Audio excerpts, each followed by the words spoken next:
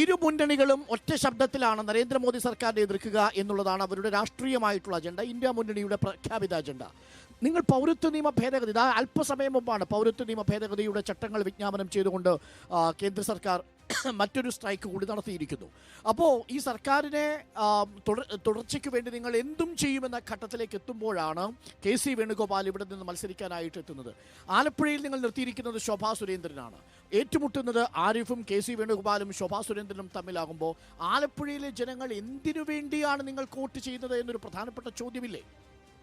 ആലപ്പുഴയിലെ ജനങ്ങൾ ഒരു വികസന മുന്നേറ്റം ആഗ്രഹിക്കുന്നുണ്ട്. നരേന്ദ്രമോദിജി ഈ കഴിഞ്ഞ 10 വർഷക്കാലം ഈ ഭാരതത്തിൽ നടപ്പിലാക്കിയ സദ്ഭരണം തുടരാൻ ആലപ്പുഴയിലെ ജനങ്ങൾ ആഗ്രഹിക്കുന്നുണ്ട്. അതിനനുകൂലമായി ജനങ്ങൾ ചിന്തിക്കും. അതിന് അടിസ്ഥാനത്തിൽ ശ്രീമതി ശോഭാ സുരേന്ദ്രനെ ആലപ്പുഴയിൽ നിന്ന് വലിയ ഭൂരിപക്ഷത്തിൽ ആലപ്പുഴ ജനങ്ങൾ തെരഞ്ഞെടുക്കുമെന്നുള്ള കാര്യത്തിൽ ഒരു സംശയവും വേണ്ട. കാരണം ദേശീയ ജനാധിപത്യ സഖ്യം, ഭാരതീയ ജനതാ പാർട്ടി, അതിനെ പ്രധാനമന്ത്രി ആലപ്പുഴയിലേക്ക് നിർദ്ദേശിച്ചത് ശ്രീമതി ശോഭാ സുരേന്ദ്രൻ്റെ പേരാണ്. ശോഭാ സുരേന്ദ്രനെ കുറിച്ച് അറിയാവുന്ന ഈ നാട്ടിലെ ജനലക്ഷങ്ങൾക്കറിയാം.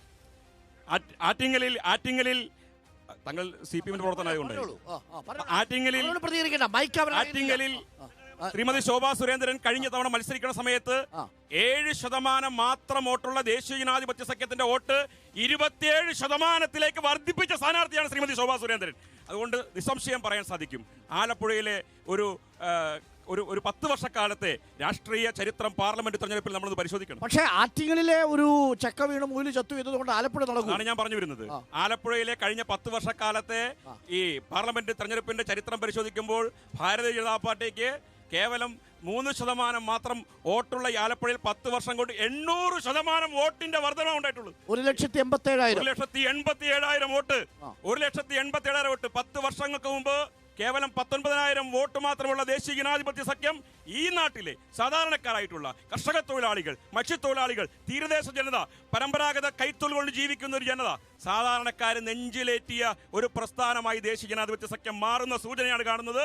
അതുകൊണ്ട് ദേശീയ ജനാധിപത്യ സഖ്യത്തിന്റെ സ്ഥാനാർത്ഥിയെ തന്നെ തെരഞ്ഞെടുക്കും. ഇവിടെ രണ്ടുപേരും പറഞ്ഞല്ലോ, ഇന്ത്യ മുന്നണിയിൽ ഉൾപ്പെട്ടിട്ടുള്ള 2 മുന്നണിയുടെ നേതാക്കന്മാരാണ് എൻ്റെ മുമ്പിലുള്ളത്. ഒരു പാർട്ടിയായിട്ട് ഒറ്റയ്ക്ക് ഈ കേരളത്തിൽ മത്സരിക്കാൻ നിങ്ങൾ തയ്യാറാകേണ്ടതായിരുന്നു. ദേശീയ തലത്തിൽ രാഹുൽ ഗാന്ധിയും പിണറായി വിജയനും അടക്കം തന്നെ കൈകോർത്ത് പിടിച്ചുകൊണ്ട് മത്സരിക്കാൻ വേണ്ടി നേതൃത്വം നൽകുമ്പോൾ ഇപ്പോൾ CPIയെ സംബന്ധിച്ചിടത്തോളം, CPMനെ സംബന്ധിച്ച് ദേശീയ രാഷ്ട്രീയത്തിൽ എന്ത് പ്രസക്തിയെന്ന് എനിക്കറിയത്തില്ല.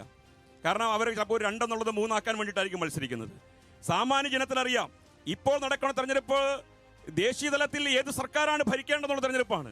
അത് ജനങ്ങൾക്ക് വ്യക്തമായിട്ട് അറിയാം. നരേന്ദ്രമോദിജി വീണ്ടും അധികാരത്തിൽ തുടരും, സദ്ഭരണം തുടരും. അത് വ്യക്തമാണ്.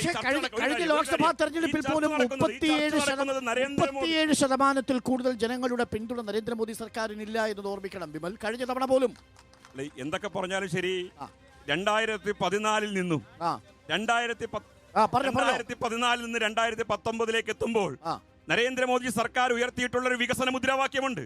സബ്കാ സാത്ത്, സബ്കാ വികാസ്, സബ്കാ വിശ്വാസ്, സബ്കാ പ്രയാസ്.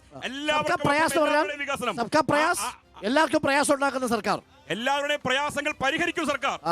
ആ കഷ്ടതകളിൽ നിന്ന് ജനങ്ങൾക്ക് മുക്തി കൊടുത്ത സർക്കാരാണ്. ആ സർക്കാരിനെ ജനങ്ങൾ വീണ്ടും തെരഞ്ഞെടുത്തില്ലേ? 2019 വീണ്ടും തെരഞ്ഞെടുക്കുന്ന സമയത്ത് നമുക്കിന്ന് അറിയാൻ സാധിക്കുന്നത് അപ്രസക്തമായിരിക്കുകയാണ് ഈ രാജ്യത്തെ പ്രതിപക്ഷ സഖ്യങ്ങൾ എന്ന് പറയുന്നത്. പക്ഷേ കർണാടക നിങ്ങളുടെ കയ്യിൽ നിന്ന് പോയി. ഞാനൊന്ന് വരാം, വോട്ടർമാരുടെ പ്രതികരണം ചോദിച്ചിട്ടുണ്ട്. ആരായിരിക്കും ആലപ്പുഴ മണ്ഡലത്തിൽ നിന്ന് പോകാൻ സാധ്യത?